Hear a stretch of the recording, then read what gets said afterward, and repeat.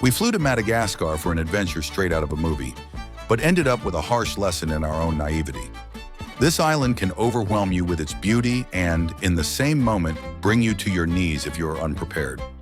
We spent a lot of nerves, time, and money figuring out how it works through trial and error. It was at moments like these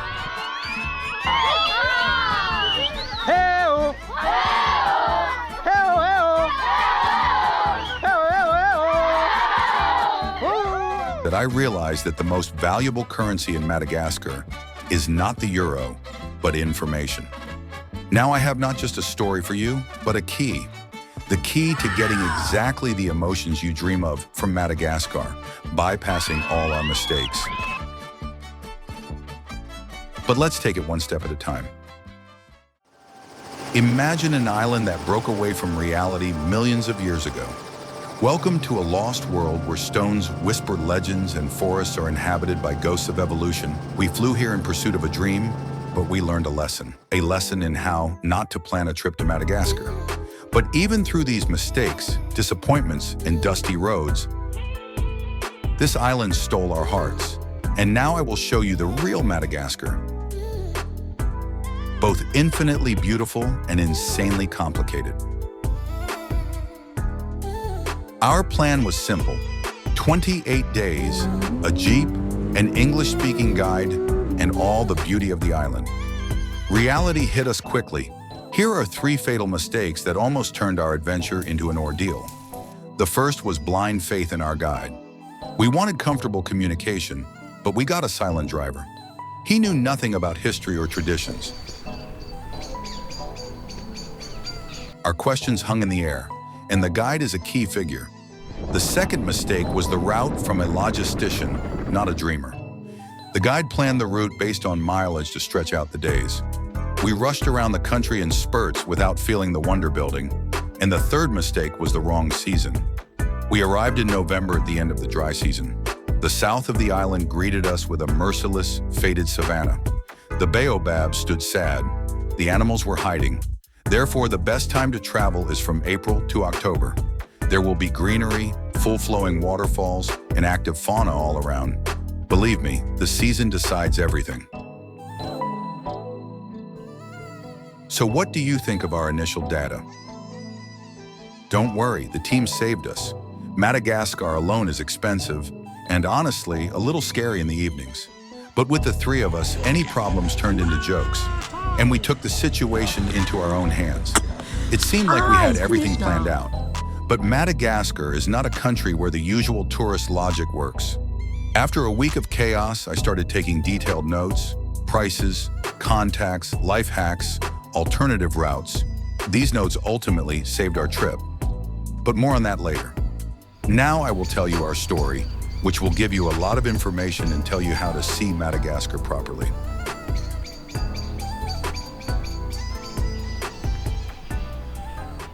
Our journey began in a town south of the capital. And the first lesson: don't buy souvenirs from the first crowd you see, especially stones. Hold out, and in an hour you will find the same items 3 times cheaper. There is also a cool lake here. This is the first place where we realized what guides who are in love with their land should be like. After the mountain lakes, we were transported to the world of the Jurassic period. Our first park was humid, green, and mysterious. We broke in before opening time, and the forest took revenge on us. The lemurs were invisible, only flashing their red tails somewhere 5 meters above our heads. For us as beginners, it was magical. The first snakes, the first giraffe beetles the size of a fingernail. But the main prize was hidden deep in the jungle, a beautiful waterfall. And to get there, you need not an hour, but 2. And a smart guide. After enjoying a few hours at the waterfall, we had an impressive journey through the forest to the entrance to the reserve. The perfect end to the day was a visit to the hot springs. Towards evening, there will be almost no one at the hot springs, and you can enjoy the location in peace and quiet. The next day, we were already in a new park, and here was the turning point. Here, the magic became tangible. The lemurs came out of the shadows. They jumped on the ground between our feet, and we were able to touch them for the first time. Our acquaintance took a turn for the better.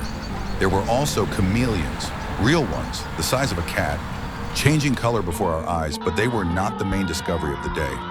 The main discovery was the local children. They chased the ball with such passion, as if it were the final of the World Championship. And their universal language is the word bom-bom, candy. All the advice about pens and notebooks is good, but a kilogram of simple caramels for $5 in the city is the key to their hearts and the source of sincere smiles. Leaving this location, we approached the most beautiful park. When visiting it, one got the impression that this was not Madagascar, but an orphan planet. Stone cathedrals, green oases and gorges, natural pools. This is not just a park, it is a gallery created by the wind over millions of years.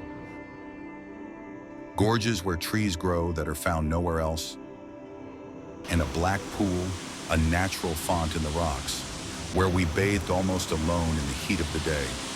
It was nirvana. We had a great guide who allowed us to touch everything. Here's a chameleon, here's a stick insect. There were also many other small creatures. Butterflies, poisonous dragonflies, and grasshoppers, after which we had to wash our hands. But ironically, the lemurs ignored us here. We saw one lazy one, and that was high up in the branches. But the final chord of the day was the sunset at Window Rock.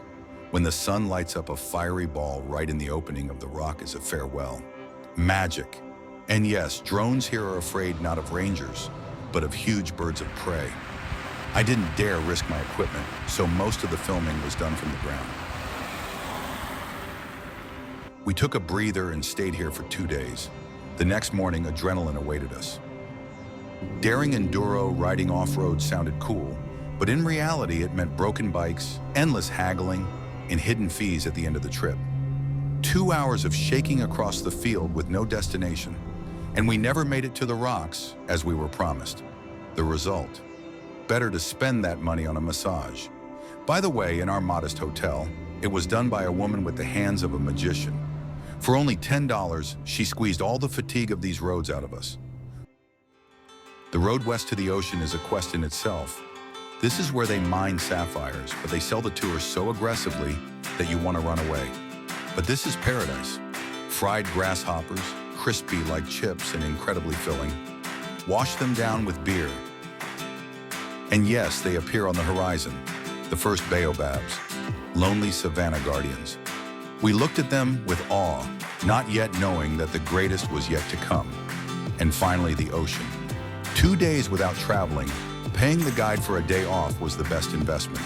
Sunset sinking into the water, foot massages on the beach for a ridiculous $1 an hour, the first discos under the palm trees. Our friends from St. Petersburg were fishing for dinner, and we were just dissolving into this peace. It was a reboot that we couldn't have survived without. Very soon, we had a long journey ahead of us to reach our next destination, the mysterious valley. We had to spend the night halfway there in a chic hotel. This hotel won our hearts. Very high service and beauty amid poverty. How wonderful that there are entrepreneurs developing the region and providing jobs for local villages. After checking out of the hotel late, we rushed to the mysterious valley. We shook for 2 hours on the rough road, but it was worth it. A place where there is no connection, but you feel like you've entered a lost world. We were too late for the long track, but even the short path through the forest to the lake was a revelation. If you decide to come here, there is a hotel among the rocks where you can stay for a few days. It's just a dream. Next was the road to the legendary Baobab Alley.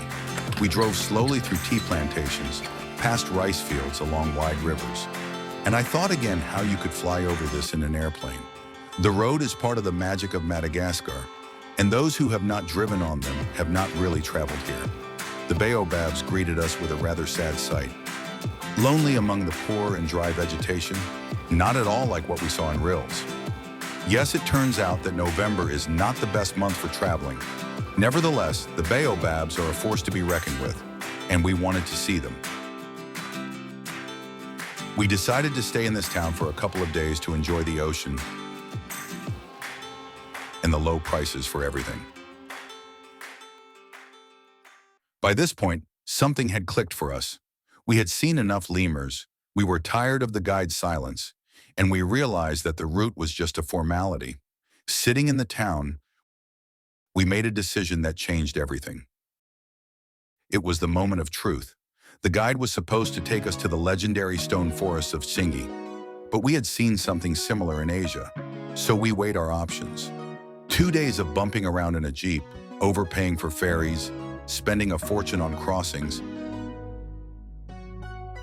and then we realized we were tired of the same old routine.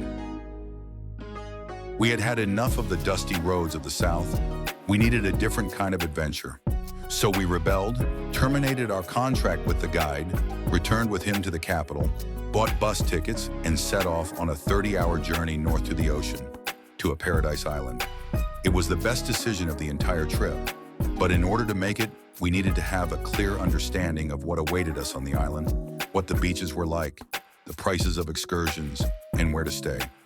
Fortunately, by that point, I already had a rough plan B, based on reviews and advice. Without this safety net, we would most likely have continued on the well-trodden but unhappy path with the guide. The Paradise Islands in the north are Madagascar for beginners and the final chord for people like us. Everything here is compact, civilized, and incredibly beautiful. And it was here that our acquaintance with lemurs evolved. In a month, we went from, "Oh, look, something flashed over there," to the moment when these touching animals trustingly climbed onto our heads, and it was simply delightful. The days merged into a series of perfection, the island's unreal beaches, snorkeling with turtles, from which they did not want to swim away at all. It was not a respite, but a reward. And while I share the photos from this island, let's sum up. Madagascar requires not just hotel reservations, but a strategy. A strategy based on an understanding of logistics, seasons, and most importantly, verified data. After returning, I couldn't just throw away all this invaluable experience. Hundreds of notes, contacts of drivers and guides, both good ones and those to avoid. Accurate budgets, maps with marks on where to buy the best crayfish or where to exchange currency without commission. I decided to put it all together in a comprehensive guide. And it's not just a list of attractions, it's ready-made itineraries for 10, 14, and 21 days, from economy to comfort, which enhance the experience rather than tire you out. A complete financial breakdown of how much it really costs to rent a Jeep, how to negotiate with a guide, where and what to buy at a good price. Contacts, verified English-speaking guides, drivers with reviews, a detailed list of life hacks, from exchanging money and buying a SIM card to how to bargain for souvenirs and where to find them. It has everything we would want to know before our flight. The link to the guide is in the description below the video. This island is a dream come true. May your dream be perfect from the first minute to the last. Thank you for joining us on our journey.